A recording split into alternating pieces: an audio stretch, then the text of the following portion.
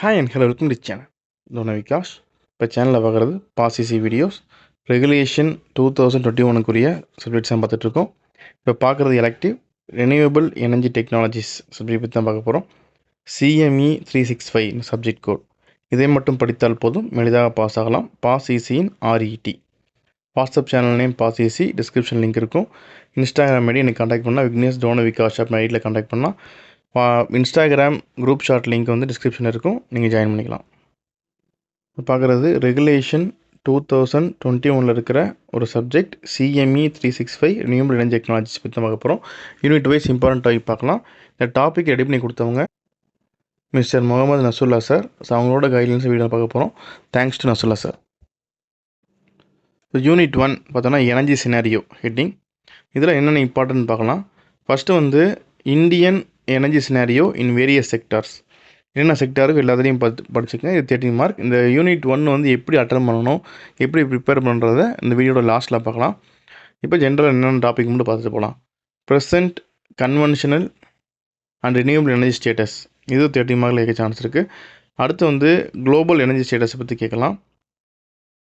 இதுக்கப்புறம் வந்து per capita energy consumption. இது வந்து பெர் கேபிட்டாங்கிறது ரொம்ப சின்ன கொஷின் தான், அதனால் 2 மார்க்கில் கேட்கறதுக்கான பாசிபிலிட்டிஸ் இருக்குது. யூனிட் 2 வந்து சோலார் எனர்ஜி. இந்த சோலார் எனர்ஜியில் பார்த்தோம்னா ஃபஸ்ட்டு டாப்பிக்கில் சோலார் ரேடியேஷன் அண்ட் சோலார் கான்ஸ்டண்ட்டை பற்றி ஒரு 2 மார்க்கில் வர்றதுக்கான சான்ஸ் இருக்குது. அடுத்து solar radiation measuring instruments. Measuring instruments சொன்னோம்னா பைனோமீட்டர், பைரலியோமீட்டர், சன்சைன் ரெக்கார்டர் 3 இருக்குது. இது ஒரு இம்பார்ட்டன்ட் கொஷின். இது கேட்கறதுக்கான பாசிபிலிட்டிஸ் நிறையா இருக்குது சோலார் மெஷரிங் இன்ஸ்ட்ருமெண்ட்டை பற்றி.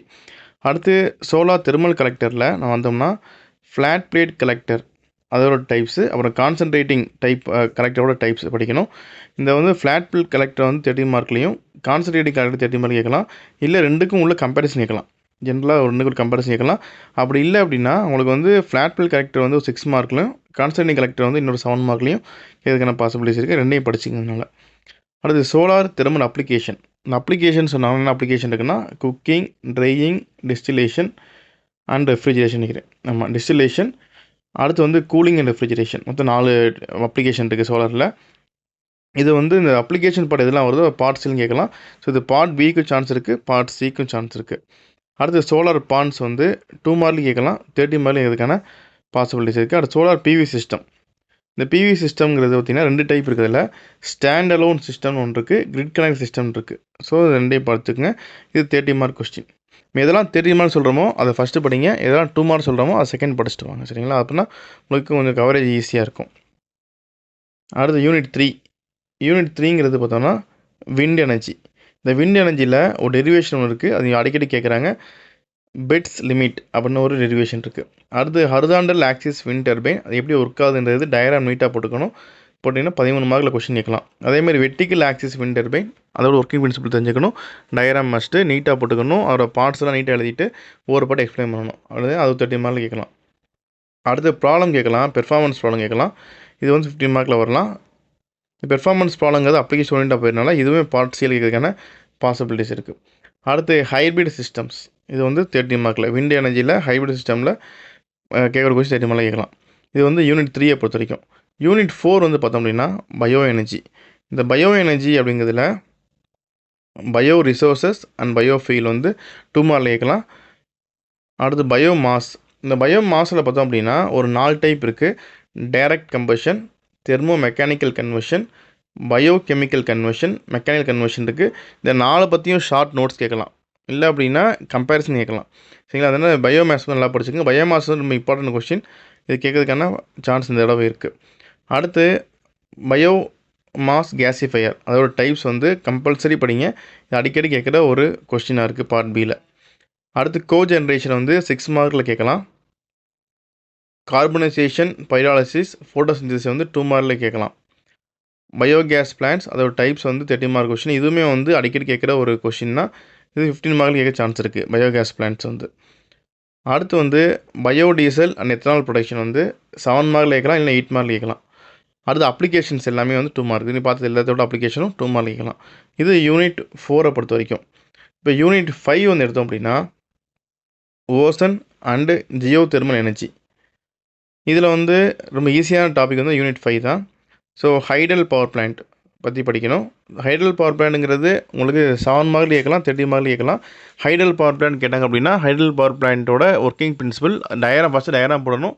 அப்புறம் அந்த பார்ட்ஸ் எக்ஸ்பிளைன் பண்ணணும். அப்புறம் ஒர்க்கிங் பிரின்சிபல் பற்றி எழுதணும். சரிங்களா? அதே மாதிரி வந்து இந்த இதில் பொறுத்த வரைக்கும் ஸ்பிட் அப் நிறையா இருக்கும். அதனால் 7 மார்க்ல கேட்டாங்கன்னா அதுக்கு அந்த மாதிரி பேஜஸ் எழுதணும். 30 மார்க் எழுதக்கூடாது. டைம் கரெக்டாக பாருங்கள். ஒரு 13 மார்க் அப்படிங்கிறது 25 மினிட்ஸ் தான் மேக்ஸிமம் எடுத்துக்கணும். அப்போ 7 மார்க் அப்படின்னா நீங்கள் 10 மினிட்ஸ்க்குள்ளே எவ்வளோ கொஸ்டின் எழுத முடியுமோ அதை எழுதுங்க நீங்கள். சரிங்களா? அப்போ 7 மார்க்ல கேட்டாங்கன்னா ஹைட்ரோ பவர் பிளான்ட்டு அது மாதிரி எக்ஸ்பிளைன் பண்ணணும். 30 மார்க்ல கேட்டாங்கன்னா அதுக்கு இந்த மாதிரி பேஜஸ் இன்க்ரீஸ் பண்ணணும். அடுத்து டைடல் எனர்ஜி எடுத்தீங்க அப்படின்னா அதுலேயும் 6 மார்க்ல கேட்கலாம், இல்லைனா 7 மார்க்ல கேட்கலாம். அடுத்து ஓப்பன் அண்ட் க்ளோஸ்டு டைப். இது ஓடிஇசினா ஓசன் தெர்மல் எனர்ஜி. ஸோ ஓடிஇசினா ocean thermal energy conversion cycle system. இது ஒரு 30 மார்க் கொஸ்டின். அடிக்கடி கேட்குற ஒரு கொஸ்டினாக இருக்குது பார்ட் பியில். அடுத்து ஜியோ தெர்மல் எனர்ஜி வந்து 2 மார்க்ல கேட்கலாம். Types of geothermal power plants வந்து 13 மார்க்ல 15 மார்க்ல கேட்கலாம். அடுத்து இதோட அப்ளிகேஷன் வந்து 2 மார்க்ல கேட்கலாம். ஃபார் அப்ளிகேஷன்னா இந்த hydel power plant, tidal power plant, open close system, geothermal energy இதோட அப்ளிகேஷன்ஸ் எல்லாமே நமக்கு 2லேருந்து 4 மார்க் வரைக்குமே கேட்கறதுக்கான பாசிபிலிட்டிஸ் இருக்குது.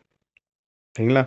இதுக்கப்புறம் யூனிட் 1ல் பார்த்தீங்க அப்படின்னா ஃபுல் அண்ட் ஃபுல் ஜென்ரல் தான். நீங்கள் புக்கில் படிக்கிறத விட நீங்கள் ஒரு நெட்டில் சர்ச் பண்ணுறது, இல்லை ஒரு ஜேர்னலில் படிக்கிறது, ஒரு ஆர்டிக்கலில் படிக்கிறது படிச்சிங்கன்னா ரொம்ப ஈஸியாக இருக்கும்.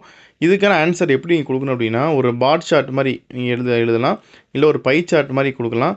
இந்த மாதிரி ஒரு டேட்டா ப்ரொவைடர் மாதிரி இருந்தீங்க அப்படின்னா ஈஸியாக மார்க் ஸ்கோர் பண்ணலாம். அதில் நீங்கள் நிறைய டேட்டா படிக்கணும் யூனிட் 1 பொறுத்த வரைக்கும். அதே மாதிரி யூனிட் 1லேருந்து பார்ட் சி வரதுக்கான பாசிபிலிட்டிஸ் இருக்குது.